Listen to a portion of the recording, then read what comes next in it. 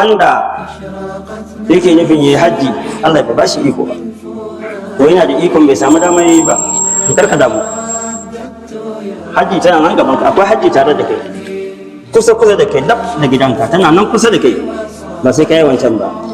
Kisa ce wadda Abdullahi ibn Mubarak, wani bawan Allah ne a Kufa ko a Basra, shi aikinsa duk shekara ɗaya jihadi fi sabilillah, shekara ɗaya ya tafi hajji, aikinsa kenan a rayuwarsa. To sai aka dace shekarar da zai tafi hajji ya fita yana ɗan cewa ya tara guzurinsa zai tafi Makka, zai je aikin hajji.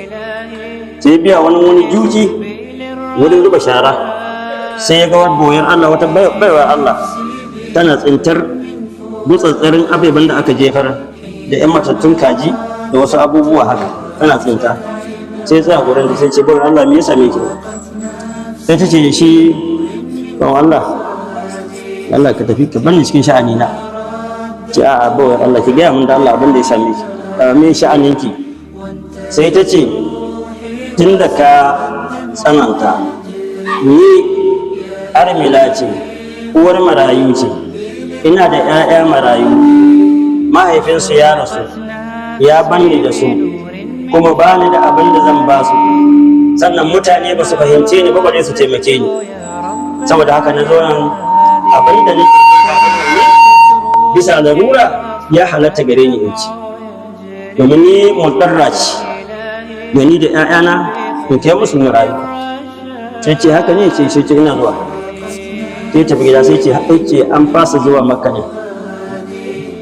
Sai dauko guzurinsa baki da sai ya kawo mata. Da ya kawo mata wannan guzuri, amma kar ki gaya ma kowa, ki tafi gida. Tafi da guzurinta da wannan kuɗi mai yawa, ta samu ta rike kanta, ta rike yayanta. Hajji kuma yace ya fasa tafiya wannan shekara, ba zai je ba, sai zaman sa gida. Lokacin tafiya hajji, an tafi hajji duka, ana hajji, mutanen garinsa sai suka gan shi, suna masa fatawa yana ba su amsa, suna neman fatawa yana ba su amsa, suna neman fatawa yana ba su, shi kuma bai je Makka ba. To aka yi hajji aka dawo, bayan ya dawo gida, bayan an dawo daga hajji, alhazan da suka je da suka dawo su ne masa godiya a gida, ashe an dawo daga ina, ashe daga Makka, ashe ban je ko ina ba. Malam fa kai muka gani ka ne muna fatawa a gurin, muna tambayar da kana ba mu amsa, ya zaka ce baka je ba? Ce ban je ba.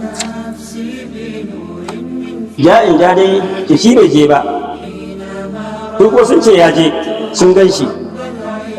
To daren sai Allah ya sa ya kwanta, ya yi bacci, tsakanin bacci da abin sai ya ga wani bawan Allah ya zo, bai taba ganin mutumi mai kyau irinsa ba, bai taba ganin fuska mai haske irin fuskar wannan mutum ba, bai taba jin kanshi irin kanshin wannan mutum ba.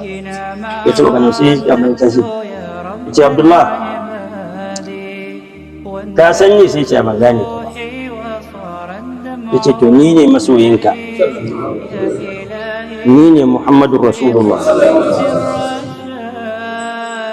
na zo in ma godiya da izinin Allah. Aikin da ka yi na ɗaukar guzuri ka ba uwar marayu, ka raya ta rayu, Allah ya gode ma, kuma na gode ma.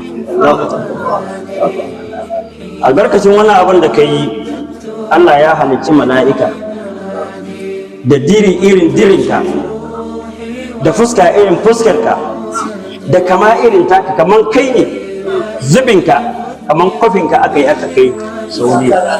Mala'ika ne, wani mala'ika an tura shi je ma aikin hajji. Sannan albarkacin wannan abin da ka yi, duk wanda ya hajji a wannan shekara Allah ya karba. Sannan kai Allah ya baka ladan hajji 70. A shi kaga na mai sai ya je hajji bai je ba. Hajji tana gida ko? To je a yi hajji. Hajjin bata kuce ma, baka je kai hajji, kai sauri kai hajji. Iyayen marayu suna nan da su cikin wahala, ka neme su ka dauki guzurin ka kai musu